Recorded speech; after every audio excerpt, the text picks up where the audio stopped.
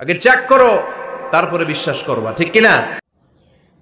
দীর্ঘ 5 বছর পর দেশের সংক্ষিপ্ত সফর শেষে শুক্রবার মালয়েশিয়া ফিরে গেছেন জনপ্রিয় ধর্মীয় আলোচক মিজানুর রহমান আজাহারি। দেশটির ইমিগ্রেশন পুলিশ তাকে আটকে দিয়েছে বলে জানা যায়। এবার ইমিগ্রেশনে আটকে দেওয়া ঘটনা নিয়ে কথা বললেন মাওলানা আজাহারি।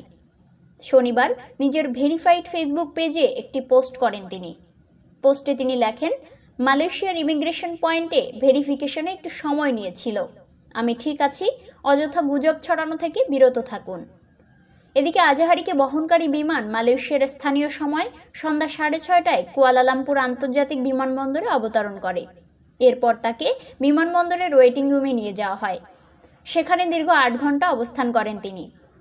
জানা গেছে, বিগত আওয়ামী লীগ সরকারের আমলে বাংলাদেশ হাই কমিশন থেকে আজাহারির বিরুদ্ধে দেওয়া অভিযোগ এখনও দেশটির ইমিগ্রেশন সার্ভারে রয়ে গেছে। ইমিগ্রেশন থেকে দূতাবাসে যোগাযোগ করলে কোনো রেসপন্স না পাওয়ায় তাকে বিমানবন্দরে আটকে দেওয়া হয়েছিল। এর আগে শুক্রবার সকালে নিজের ভেরিফাইড ফেসবুকে এক দীর্ঘ পোস্ট দিয়ে দেশ ছাড়ার ঘোষণা দেন জনপ্রিয় ইসলামী বক্তা।